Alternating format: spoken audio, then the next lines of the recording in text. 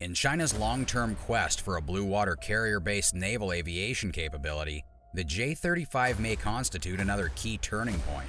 In the guise of the brand-new stealthy carrier fighter aircraft known as the J-35, China's Navy has taken another step toward erasing the final advantages that the U.S. Navy possesses. The J-35's arrival at the aircraft carrier construction in Wuhan, Hubei province, which conducts research for planned naval aviation operations, has attracted the attention of U.S. defense policy leaders. The image is the most recent of several that Chinese aviation enthusiasts have taken over the years and anonymously placed on various PRC-based websites. These images are frequently removed as they violate Beijing's pathologically secretive and ubiquitous military security requirements. The Shenyang Aircraft Corporation plane has been a functioning flying platform since 2011. During that time, it underwent 3 significant design iterations. It underwent several designators before emerging as the J-35 plane with a modified wing and an extended fuselage optimized for a smaller radar cross-section. The J-35 made its debut as the J-31 at the 2014 Air Show China Expo. 2 weak Russian-built engines that were originally designed for the Mikoyan MiG-29 were installed in this variant. But even in its earlier form, the U.S. Lockheed Martin F-35 appears to have been modified to have twin engines. The J-35 replaces the plan's initial option for a carrier-capable fighter aircraft, another SAC-built aircraft, the J-15, and marks a significant advancement on the Chinese industry's drive to build a modern carrier force.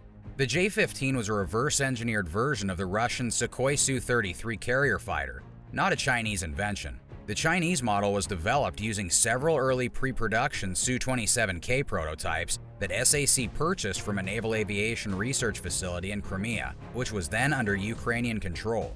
The J-15 also has the disadvantage of being the heaviest carrier-based fighter in the world, as a design from the 1980s constructed almost entirely of conventional metal alloys. The Russians declared their Su-33 design outdated in 2015, among other reasons being the weight factor. It can only carry 2 tons of its 12-ton weapon payload during an unassisted non-catapult takeoff with a full fuel load.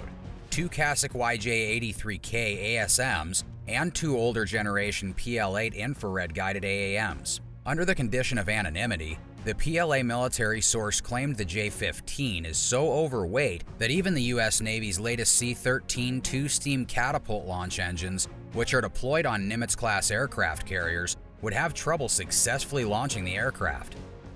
The J-35, which is 22,000 pounds lighter and carries its missiles in an internal weapons bay to retain the aircraft's stealth signature, is the result of SAC investing many resources. The general trend that the plan is outpacing the U.S. Navy in size is the other half of the equation. The fact that U.S. naval aviation is still the great equalizer, as one NATO nation intelligence officer and PLA specialist put it, has helped to moderate the widening numerical difference.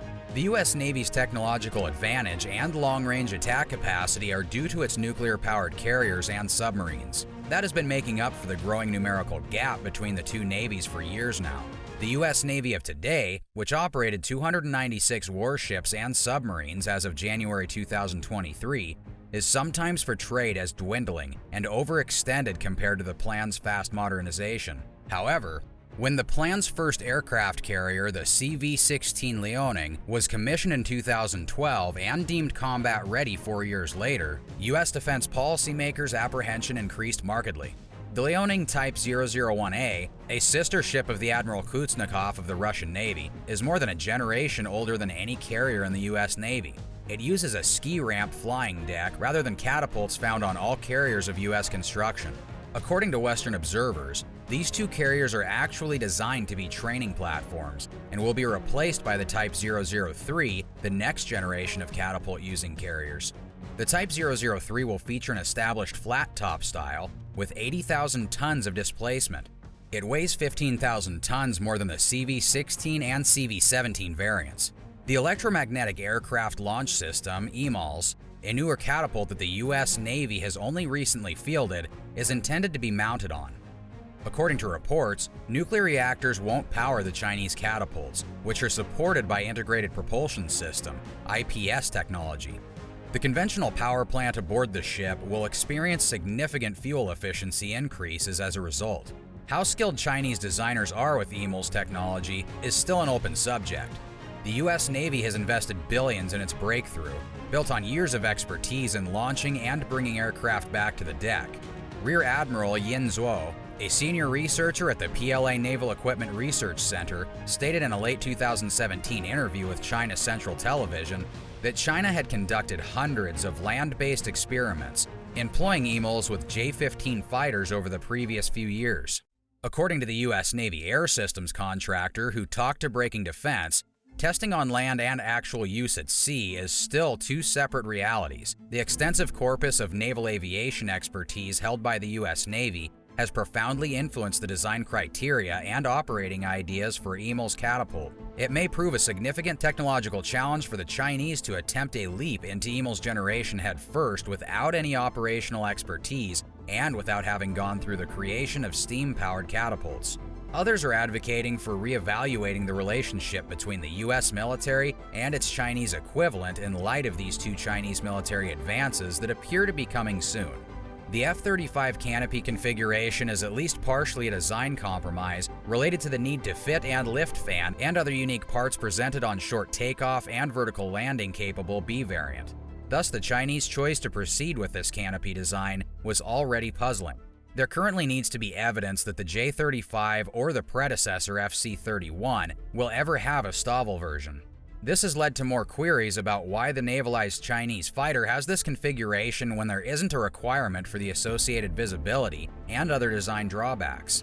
The engines of the J-35, which have pronounced serrated exhaust nozzles and rear fuselage cowlings, are two more elements that stand out in the new pictures of the aircraft. This could be the first glimpse of the new WS-21 engines that are said to power this aircraft, if not the first. The WS-21, sometimes known as the WS-13X at times, is an enhanced version of the WS-13E, which was a more potent afterburning variant of that home design. According to reports, the first FC-31 prototype's RD-93 Russian-made engines have been replaced with the WS-13Es in the second prototype. The WS-13 series resembles the RD-93 in both appearance and functionality. The J-35 also includes a noticeable trapezoidal panel on the side of the right engine intake, which is becoming more common on stealthy combat aircraft, as well as doors with sawtooth ends for its nose landing gear and trapezoidal ones for its main landing gear. Of course, real stealth elements need to be designed and manufactured with a high level of institutional expertise and installed with extraordinary precision. Many crucial low observability tricks used in sophisticated stealthy designs are not readily apparent. As a result, it's still being determined how stealthy this design is. Nevertheless, the continuous research and production of J-20 series aircraft, among other types, has undoubtedly given the Chinese aviation industry valuable experience in this area over the years. And although the J-35 may not be as stealthy as, for example, its F-35 sibling, its low observable features can nonetheless significantly improve the aircraft's survivability in many situations. The aircraft is extremely seamless overall, with exceptionally smooth exterior and free of big fasteners, gaps, creases, antennas, and other things that affect its radar signature.